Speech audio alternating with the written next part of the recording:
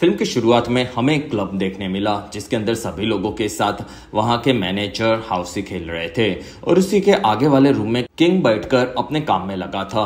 फिर बाहर से काफी सारे गुंडों की नजर क्लब में किंग पर थी, जिसमें बाहर से एना नाम की एक लड़की उस क्लब में घुसी। तब सभी किलर्स उसे देखने लगे। फिर उन्होंने इस बारे में अपने बॉस बर्क को बताया, जिसमें बर्क कहता है कि वो बुढ़ा ऑफिसर हमारी जानकारी देने के लिए किसी से मिलने वाला है, इसलिए उन दोनों को ठिकाने लगा दो। तब वो किलर वहां से आगे बढ़े। तब तक अंदर एना आकर किंग से मिली और किंग कहता है कि मैं पहले FBI ऑफिसर था जो कि फाइनेंशियल क्राइम्स को पता लगाता था और फिलहाल मुझे इस फोटो की फैमिली के बारे में जानने का काम इस फोटो वाले आदमी के पिता ने दिया है।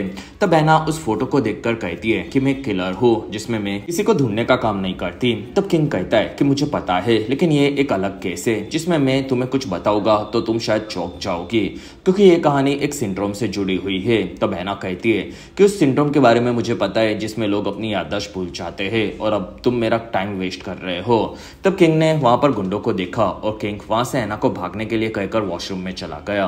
तब वो गुंडे वॉशरूम में किंग को मारने के लिए आए और किंग ने उन सभी पर हमला करके उन्हें वहीं पर खत्म कर दिया। तब तक एना उस क्लब से बाहर निकल चुकी थी और वहां पर बर्क के टॉम नाम के एक स्नाइपर ने भी उसे देखा। फिर अंदर से किंग बाहर आया। तब उसने देखा कि एना ने उसे मारने आने वाले सभी किलर्स की लाशों के ढेर लगा दिए थे। फिर किंग बाहर आया। तब उस पर टॉम ने स्नाइपर से हमला करके उसे वहीं पर खत्म कर दिया। अगले दिन मैरी अपने ऑफिस में बैठी थी। तब उसने देखा कि उसकी चेयर बिल्कुल भी कंफर्टेबल नहीं थी। वहीं पर मैरी का फोन बजा और उसे बताया गया कि उसके एक्स बॉस किंग की मौत हो चुकी है। तब मैरी ने आकर किंग की लाश को कंफर्म किया। वहां पर डॉक्टर कहते कि उनके इमरजेंसी डायल में तुम्हारा नंबर था और क्या उन्हें पैसों की कमी थी। तब मैरी कहती है कि नहीं, ऐसा क्यों। तब डॉक्टर ने दिखाया कि किंग ने अपने हाथ में द अकाउंटेंट को ढूंढने के लिए कहा था और यह देखकर मैरी चौंक गई। दूसरी तरफ हमें हमारा द अकाउंटेंट क्रिस नजर आया, जो कि एक छोटे से शहर में छुपा हुआ था और वहां पर उसे उसकी बहन जैसी दोस्त जस्टिन के साथ मिलकर माफियाज के अकाउंट्स को हैंडल करने का काम करना पड़ता था, जो कि वो आसानी से कर रहे थे। और जस्टिन ने क्रिस को आज पार्टी में गड़बड़ करने से मना कर दिया, जिसमें क्रिस शहर में होने वाली एक मैच मेकिंग पार्टी में आया था और वहां पर सभी सिंगल मिडिल एज की औरतें और आदमी आते थे, जिसमें वहां पर सभी लड़कियों ने क्रिस को देखा और वो क्रिस के प्रोफाइल को पहले ही ऑनलाइन देख चुकी थी। इसी वजह से सब क्रिस के सामने आकर खड़ी रह गई। फिर क्रिस एक के बाद एक सबसे बात करने लगा, जिसमें क्रिस की बात चलने से उन्हें यह भी पता चला कि क्रिस उसके प्रोफाइल की तरह बिल्कुल नहीं था, जिसमें वो अकाउंट्स की बातें हमेशा करता रहता था, साथ ही वो अकेला सिर्फ अपने ट्रक में रहता था। और तब धीरे धीरे सभी लड़कियां वहां से दूसरे लड़कों के पास चली गई और क्रिस को आज भी कोई लड़की नहीं मिली। और तब उसके मैच मेकिंग वालों ने पूछा कि क्रिस के पास सब लड़कियां पहले कैसे आ गई। तब क्रिस कहता है कि मैंने तुम्हारे ऐप को हैक कर लिया था, जिससे मुझे लड़कियों के खास इंटरेस्ट के बारे में सभी चीजें पता चली और उससे मैंने अपने प्रोफाइल में ऐड कर ली, जिसके चलते सभी लड़कियां मुझसे मैच होकर मेरे पास चली आ गई। तब दोनों क्रिस के प्रोफाइल को मैच करने वाले फोटोज को देखकर हंसने लगे। दूसरी तरफ मैरी आकर किंग के घर को देखने लगी, जिसमें वो रेंट पर दूसरे शहर में रहता था। वहां पर मैरी ने देखा कि दीवार पर किंग ने काफी सारा रिसर्च किया था और उन रिसर्च के पेपर्स को बॉक्स में मैरी ने देखा। तब उसे पता चला कि किंग ने काफी सारे मरने वाले लोगों के बारे में पता लगाया था और मैरी ने उसी घर को रेंट पर लिया। साथ ही मैरी को वहां पर क्रिस्टियन वुल्फ यानी कि हमारे अकाउंटेंट क्रिस का नाम भी मिला, जिसमें क्रिस अभी पहाड़ी के बाकी लोगों के साथ अपने ट्रक में अकेला रहता था, जिसमें क्रिस ने अपनी गन्स, बाइक, सभी चीजें ट्रक में रखी थी। और वहां पर मैरी ने क्रिस की एजेंसी में फोन लगाया और तब उसकी बात जस्टिन की फैसिलिटी में हुई और वो लोग मेंटली चैलेंज बच्चों को संभालते थे। तब मैरी ने वहां पर क्रिस्टियन वुल्फ के बारे में पूछा और तब वो कहते कि ये नाम का आदमी कोई भी यहाँ पर नहीं रहता है। तब मैरी कहती है कि उसे कोई वहां से सपोर्ट कर रहा है और तब उनकी बातें ऊपर से जस्टिन ने भी सुनी और फिर उसने मैरी के किंग के घर पर होने की बात भी पता लगा ली। फिर उसने किंग और मैरी का पूरा प्रोफाइल चेक किया, जिसमें मैरी को किंग जिस फैमिली की तलाश में था उसका फोटो भी दीवार पर मिला था। अगले दिन बर्क अपनी मछलियों को बेचने के काम में लगा था, जिसके पीछे से छुपकर वो अपने ह्यूमन ट्रैफिकिंग के बिजनेस को भी अंजाम देता था। वहां पर बर्क अंदर आकर टॉम से मिला और वो कहता है कि उस लड़की का क्या हुआ। तब टॉम कहता है कि वो अब गायब हो चुकी है। तब बर्क कहता है कि उस लड़की को ढूंढो और उसे जल्द से जल्द खत्म कर दो, क्योंकि 3 सालों पहले मैं अपने पार्टनर्स के साथ बैठा था। तब वहां पर उस लड़की ने हमला करके हमारे काफी सारे लोगों को मार दिया था। वहां उसने मुझे जिंदा छोड़ा। तब मैंने उसके पैर में एक टैटू देखा था और मुझे पता है कि वो कौन है और शायद वो मुझे भूल चुकी है, इसी वजह से उसने मुझे नहीं मारा। लेकिन मैं नहीं चाहता कि किसी दिन मैं नहाकर बाहर आऊं और वो मुझे ढूंढकर मार दे, और इसी वजह से तुम्हें उसे मारना होगा। साथ ही किंग पाब्लो नाम के आदमी के पिता से भी मिला था, इसी वजह से तुम पाब्लो को पिता को भी मार दो। और तब वहां पर टॉम हाँ बोलकर निकला।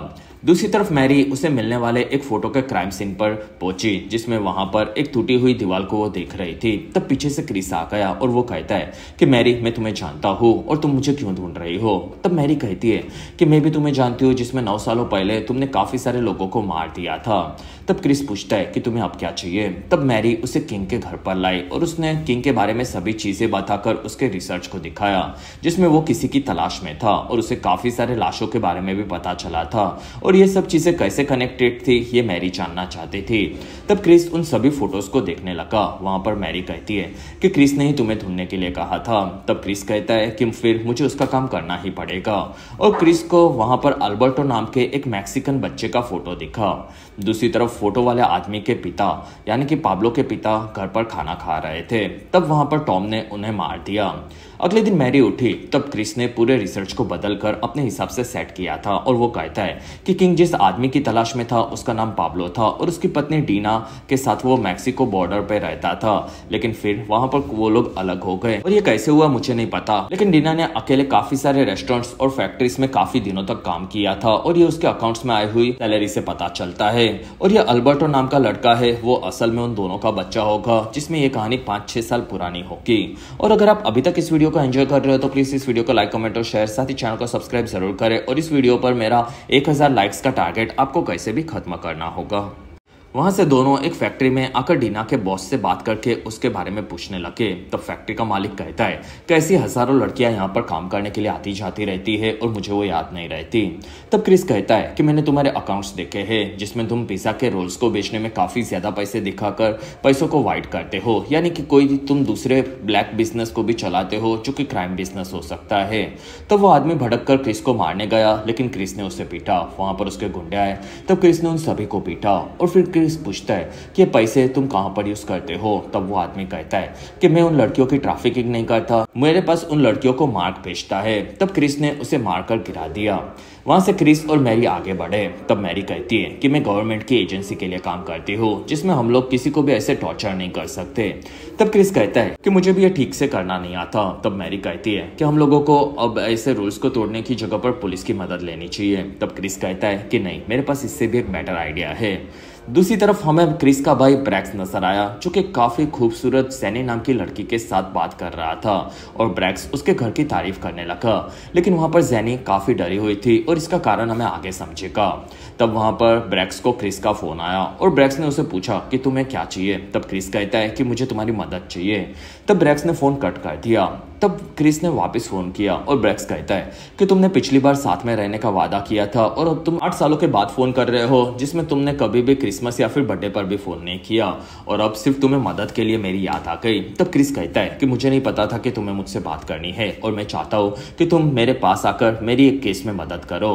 तब ब्रैक्स वहां पर जैनी को बाय बोलने लगा, और तब जैनी रो रही थी, और ब्रैक्स वहां से निकला, जिसमें ब्रैक्स ने जैनी के घर पर काफी सारे बुरे लोगों को मारकर लाशों के ढेर लगा दिए थे। अगले दिन क्रिस और मैरी ब्रैक्स के इंतजार में थे। वहां पर मैरी कहती है कि किंग काफी अच्छे से काम संभालता है, और काश मैं भी उसी की तरह खुद को साबित कर पाऊं, और क्या तुम्हारा भाई हमारी अच्छे से मदद कर पाएगा। तब क्रिस कहता है कि वो एक काफी बेहतर आदमी है, और हम लोग ज्यादा बात नहीं करते, लेकिन इस बार उसके आने से मुझे काफी खुशी हो रही है। वहीं पर ब्रैक्स आया, जो कि क्रिस को लड़की के साथ देखकर चौंक गया। वहां पर मैरी कहती है कि मैं एक FBI ऑफिसर हूँ। तब ब्रैक्स क्रिस को पूछता है कि तुम कब से ऑफिसर के साथ काम करने लगे। तब मैरी कहती है कि क्रिस हमारी मदद एक केस में कर रहा है। तब ब्रैक्स वहां से क्रिस को साइड में लाया, और क्रिस कहता है कि तुम्हारे आने से मुझे काफी ज्यादा खुशी हुई। तब ब्रैक्स वहां से होटल वाले से मिला, और उसने होटल वाले को पैसे देकर 3 मैक्सिकन लड़कियां रातें रंगीन करवाने के लिए मंगवाई। फिर वहां से दोनों होटल के कमरे में आकर बैठ गए। वहीं पर 3 मैक्सिकन लड़कियां आगे बढ़ी, तब उन्हें देखकर मैरी चौंक गई। फिर ब्रैक्स ने उन तीनों लड़कियों को अंदर लिया, और वो लड़कियां दोनों के साथ मजे करने के लिए तैयार थी। तब ब्रैक्स ने पहले तीनों को पैसे दिए, और वो कहता है कि मेरा भाई सालों से अकेला है और तुम भी अब यहाँ पर हो तो हम लोग मजे कर सकते हैं, लेकिन मैं जानना चाहता हूँ कि तुम लोग इस धंधे में कैसे आई और मार्क ने तुम्हें कैसे फंसाया। तब वहां पर तीनों लड़कियां मार्क का नाम सुनकर चौंक गई और तब जेम्स भी ब्रैक्स ने कैसे मार्क के बारे में इतनी चीजें पता लगा ली ये जानकर चौंक गया। और तब वहां पर एक लड़की ब्रैक्स की मदद करना चाहती थी, लेकिन बाकी दोनों लड़कियां वहां से डरकर निकल गई। वहां पर उस लड़की ने काफी सारे पैसे मांगे जो कि क्रिस ने उसे दिए और तब वो लड़की कहती है कि तुम चाहो तो मैं डायरेक्ट मार्क को यहाँ पर बुला सकती हूँ। और तब ब्रैक्स कहता है कि बुला लो। वहां उस लड़की ने मार्क को फोन लगाया और वो कहती है कि होटल में 2 लोग तुम्हारे बारे में पूछ रहे हैं और वो तुमसे मिलना चाहते हैं, जिसमें वो लोग ऑफिसर जैसे तो बिल्कुल नहीं लगते। तब क्रिस कहता है कि हम लोग अकाउंटेंट से। और तब वो लड़की हाँ बोलकर वहां से निकली और मैरी ने भी उसे जाते हुए देखा। फिर मैरी ने उसके साथी किम से फोन पर बात की, जिसमें वो दोनों किंग के बार से बाहर निकलने की फुटेजेस देख रहे थे, लेकिन उस पर कहां से हमला हुआ था उसके अलावा उन्हें कोई भी दूसरी जानकारी नहीं मिली थी। तब वहां पर मैरी भी उस वीडियो को देख रही थी। वहीं पर मैरी को उसके साथी का फोन आया, जिसमें फोटो वाले आदमी के पिता को मरने के बारे में मैरी को उन लोगों ने बताया और उन्हें और एक चीज पता चली थी कि फोटो में पाब्लो नाम का जो आदमी था उसके गांव के लोगों को ट्रैफिकिंग के लिए गुंडे उठाकर लेकर जा रहे थे और उनमें से सभी मर्दों को उन्होंने मार दिया था, जिसमें से एक पाब्लो था।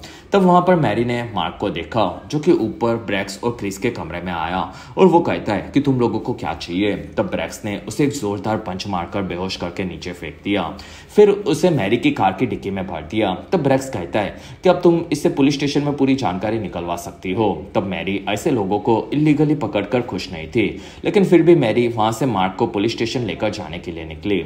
अगले दिन हमें जस्टिन नजर आई, जिसमें जस्टिन ने अब एक काफी बड़ा बंगलो खरीद लिया था और वहां पर उसकी फैसिलिटी में उसकी टीम भी काफी बड़ी हो चुकी थी, जिसमें वो काफी सारे मेंटली चैलेंज बच्चों के साथ हैकिंग का काम करके अपने मिशन को आगे बढ़ाती थी, जिसमें जस्टिन उन सभी की लीडर थी। दूसरी तरफ क्रिस, मैरी और ब्रैक्स भी मैरी के घर पर तैयार थे। वहां पर क्रिस ने उन लोगों को किंग के मरने की फुटेज में से कोई दूसरी जानकारी निकले तो निकालने का काम दिया था और मैरी कहती है कि किम हमारे FBI का सबसे बेस्ट एजेंट है और अगर वो जानकारी नहीं निकाल पाया तो मुझे नहीं लगता कि कोई ये कर पाएगा।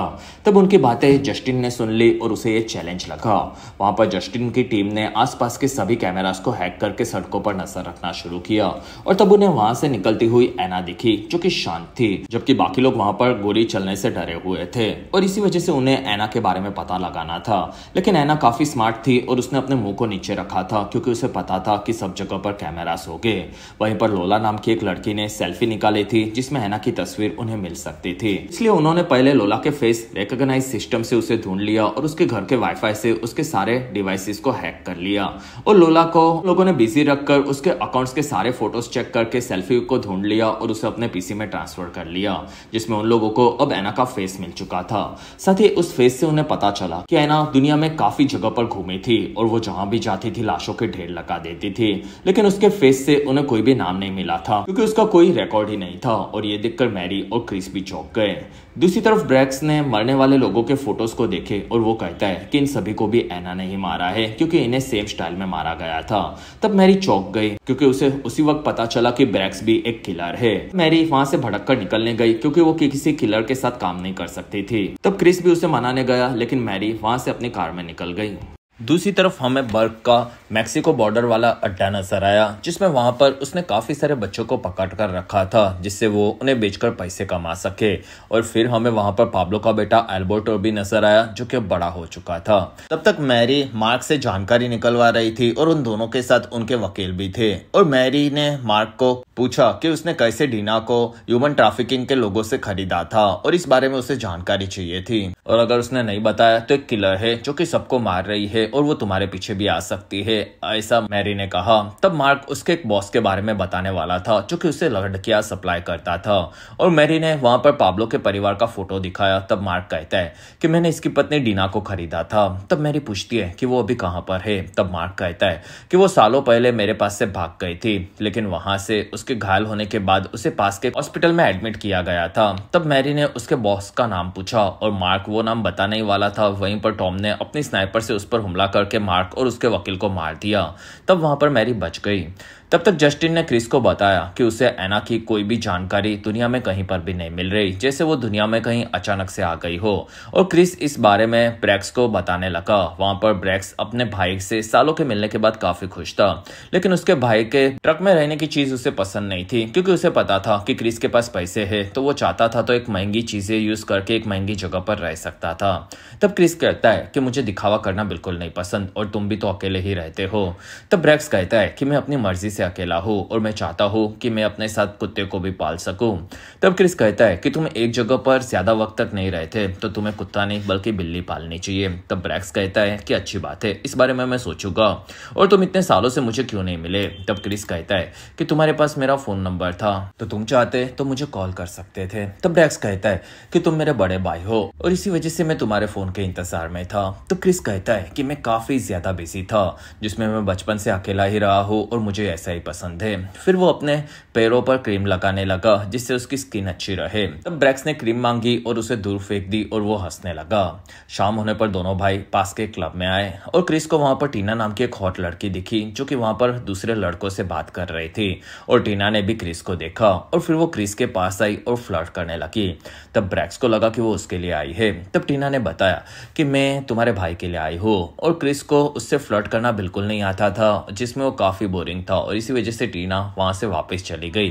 तब ब्रैक्स अपने भाई के ऐसे बर्ताव से खुश नहीं था। वहां पर क्रिस ने देखा कि वहां के सभी लोग एक ही स्टाइल में नाच रहे थे। तब क्रिस आगे बढ़ा और वो डांस मूव्स को कैलकुलेट करके याद करने लगा, जिसमें ये चीजें ज्यादा हार्ड भी नहीं थी। और क्रिस वहां पर टीना के साथ नाचने लगा, जिसमें वो काफी इजीली ये डांस सीख चुका था। और तब अपने भाई को नाचते हुए देखकर ब्रैक्स काफी खुश हुआ, जिसमें डांस करते करते क्रिस ने टीना को भी इम्प्रेस कर लिया था। फिर वो दोनों बात कर रहे थे। तब वहां पर टीना के कुछ साथी लड़के आकर क्रिस को धमकाने लगे और क्रिस समझ गया कि वो उसे मारना चाहते थे। तब क्रिस कहता है कि अगर तुम में दम है तो मुझे मारकर दिखाओ। और तब उस गुंडों ने क्रिस को मारा और ब्रैक्स उसी तरफ भागा। कुछ ही देर बाद उन सभी गुंडों को ब्रैक्स ने क्लब से बाहर फेंक दिया था। फिर वहां से ब्रैक्स और क्रिस निकले। तब क्रिस ने दिखाया कि टीना ने उसे अपना नंबर दिया था। तब इस चीज से ब्रैक्स काफी खुश हुआ। दूसरी तरफ मैरी आकर एक डॉक्टर से डीना के बारे में पूछने लगी। वहां उसे किंग की फाइल से पता चला था कि डीना को शायद कोई डिसऑर्डर हुआ था और वो किसी तरह से कनेक्टेड था। तब डॉक्टर ने बताया कि डीना एक रेस्टोरेंट में काम करती थी और एक दिन वो वहां से निकली, तब उस पर एक लड़के ने हमला कर दिया और वो उसका रेप ट्राई करने गया, जिसमें डीना की उससे लड़ाई हुई थी और लड़के ने डीना को पकड़कर उसे काफी ज्यादा पीटा था और डीना वहां से भागी। तब उसका एक्सीडेंट हो गया और इसी के चलते उसके दिमाग पर असर पड़ा था, जिसमें डीना वहां से कार में भागी थी। तभी दीवार उसने तोड़ दी थी, जैसे हमने पहले सीन में देखा था, जिसमें इस हादसे के बाद उसके मुंह की हालत काफी खराब थी। इसी वजह से उसे प्लास्टिक सर्जरी से चेंज किया गया और वो अपनी याददाश्त भी भूल चुकी थी। लेकिन धीरे धीरे वो सभी चीजों में काफी तेज होती जा रही थी और उसकी काबिलियत किसी भी आम आदमी से काफी ज्यादा बढ़ चुकी थी और वो कुछ ही दिनों में ठीक होने लगी।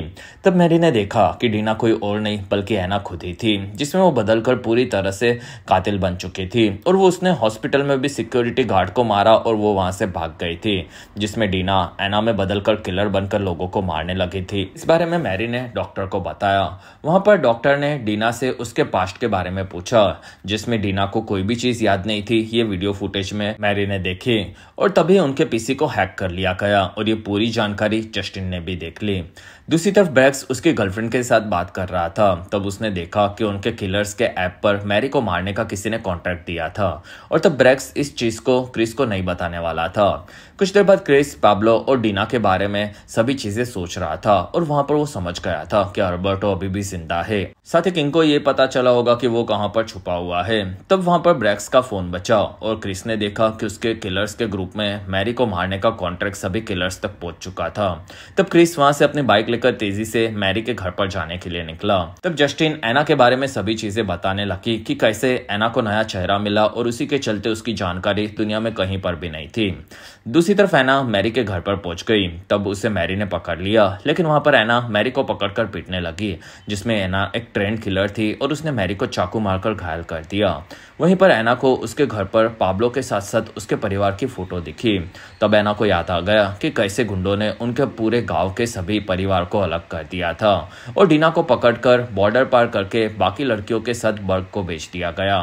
फिर डीना के पैर पर व्हेल का टैटू बर्क ने बनवाया, जिससे पता चले कि वो उसकी गैंग से है और उसी के सामने गुंडों ने उसके पति पाब्लो को भी मार दिया था। कुछ देर बाद वहां क्रिस पहुंचा। तब उसे वहां पर एना मिली और क्रिस कहता है कि तुम्हारा बेटा जिंदा है, जो कि कहीं पर कैद होगा और मैं उसे ढूंढ सकता हूँ। तब एना कहती है कि मैं इन चीजों को पीछे छोड़ चुकी हूँ। फिर वो वहां से निकली। तब क्रिस ने देखा कि वहां पर मैरी घायल थी। तब वो उसे हॉस्पिटल लेकर गया।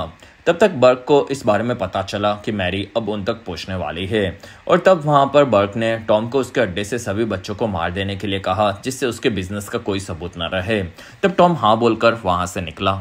दूसरी तरफ क्रिस भड़का हुआ था क्योंकि ब्रैक्स ने उसे मैरी के कॉन्ट्रैक्ट के बारे में नहीं बताया। तब ब्रैक्स कहता है कि हमने उसे मार्क ला कर दिया, जिससे वो उस केस को सॉल्व कर सकती थी और अब हमें उसे बचाने की कोई जरूरत नहीं है। तब क्रिस कहता है कि मैं उस बच्चे को बचा कर रहूंगा और तुम भी मेरे साथ चल रहे हो। और तब ब्रैक्स उसकी कार में बैठ गया और दोनों भाई वहां से निकले। सुबह होते होते जस्टिन ने अपने ड्रोन से मैक्सिको बॉर्डर से थोड़े दूर बर्क के अड्डे को देख लिया था। वहां पर टॉम सभी बच्चों को बस में भर रहा था। तब जस्टिन ने उनकी लोकेशन ब्रैक्स और क्रिस को बताई। साथ ही वो सभी समझ गए थे कि टॉम पास में एक जगह पर उन्हें गाड़ने के लिए जमीन खुदवा रहा था। तब वहां पर पास में क्रिस और ब्रैक्स ने अपने हथियारों को लिया। फिर वो दोनों एक कार में आगे बढ़े और उनके गार्ड्स को मारने लगे और तब बच्चे वहां से भागकर बस में बैठ रहे थे और तब तक ब्रैक्स वहां पर गार्ड्स को मार रहा था और क्रिस ने गाड़ी डायरेक्ट अड्डे में घुसा दी और फिर गुंडों ने दोनों गाड़ियों के पास धमाके करवाए और तब वहां पर क्रिस ने अपनी गाड़ी ठोक दी, जिसमें वो गुंडे आगे बढ़े। तब क्रिस और ब्रैक्स दोनों पास में छुपकर हमला करने लगे और क्रिस ने देखा कि टॉम वहां से अल्बर्टो के साथ बाकी बच्चों को लेकर बस में भाग रहा था। वहीं पर एक गुंडे ने बॉम्ब फेंका, जिसके चलते ब्रैक्स थोड़ा सा घायल हुआ था, लेकिन क्रिस वहां से आगे बढ़ा। फिर दोनों भाइयों ने वहां पर छुपकर सभी गुंडों को खत्म कर दिया, लेकिन दूसरी तरफ से गुंडे आते जा रहे थे। तब ब्रैक्स ने वहां पर क्रिस को बस के पीछे जाने के लिए कहा और क्रिस वहां से कार लेने के लिए निकला, जिसमें ब्रैक्स आगे बढ़कर सभी गुंडों को पनिश कर रहा था, जैसे वो खुद कहीं का पनिशर हो। और तब एक गुंडे ने उसे मारकर गिरा दिया और ब्रैक्स हंसने लगा क्योंकि उसे पता था कि उसका भाई उसे जरूर बचाएगा। फिर वो दोनों भाई वहां से कार में आगे बढ़े। दूसरी तरफ टॉम बच्चों को गाड़ने के लिए गड्ढे की तरफ लेकर जा रहा था। तब टॉम ने देखा कि क्रिस वहां पर कार लेकर आ रहा था। तब फिर दोनों भाइयों ने आगे मिलकर सभी गुंडों को गोलियों से भून दिया और फिर टॉम बस में छुपा हुआ था और उसने अपने साथ अल्बर्टो को पकड़ लिया। तब क्रिस उसके सामने आया और क्रिस को डर लगने लगा, जिसमें क्रिस पहली फिल्म की तरह सोलोमन ग्रुंडी की कविता गाने लगा। फिर क्रिस ने वहां पर टॉम को मार दिया और फिर क्रिस ने अल्बर्टो को शांत करवाया। वहां पर ब्रैक्स ने देखा कि उसने काफी सारे बच्चों को बचा लिया था। कुछ देर बाद दोनों भाई वहां से बस में बच्चों को लेकर निकले। तब ब्रैक्स ने एक जगह पर गाड़ी रुकवाई, जिसमें ब्रैक्स को उसके साथ रहने के लिए एक बिल्ली मिल चुकी थी और तब उसे देखकर क्रिस भी खुश हुआ। दूसरी तरफ जस्टिन ने एना को फोन लगाकर बर्क की लोकेशन के साथ साथ उसने क्या क्या गलत किया है ये सभी चीजें बता दी, जिसमें बर्क फॉरेन में एक वॉशरूम में नहाकर बाहर आया। तब उसके पीछे एना आ चुकी थी और बर्क वहां से भागने गया। तब एना भी अपने चाकू को लेकर उसे मारने के लिए उसके पीछे गई। एक हफ्ते के बाद मैरी ने बर्क के पूरे फिशिंग कंपनी को सीज कर दिया था और उन्हें काफी सारी ह्यूमन ट्रैफिकिंग के सबूत भी मिले थे। वहां पर मैरी बर्क की सीट पर बैठी और उसने जस्टिन के सेंटर में फोन लगाकर जस्टिन और क्रिस दोनों को थैंक यू कहने के लिए कहा और तब सामने से जवाब आया कि ये नाम के यहाँ पर दो कोई भी लोग नहीं है। तब मैरी कहती है कि मुझे पता है, जिसमें उसकी बातें जस्टिन सुन रही थी ये भी उसे पता था। फिर जस्टिन वहां पर अपने बाकी बच्चों के साथ अल्बर्टो के रहने के लिए उसके रूम को तैयार किया, जिससे वो आसानी से वहां पर रह सके। और मैरी को भी बर्क की चेयर काफी ज्यादा कंफर्टेबल लगी। तब मैरी ने उस चेयर को उसके ऑफिस में भेज देने के लिए कहा। दूसरी तरफ अल्बर्टो को लेकर क्रिस और ब्रैक्स जस्टिन के अड्डे पर जा रहे थे, जिसमें वो दोनों भाई कुछ हफ्तों तक वहां पर रहने वाले थे और ब्रैक्स अपने भाई के साथ इन छुट्टियों के लिए काफी एक्साइटेड था। और इसी के साथ ये बेहतरीन फिल्म तीसरे पार्ट का संदेशा देकर यहीं पर खत्म।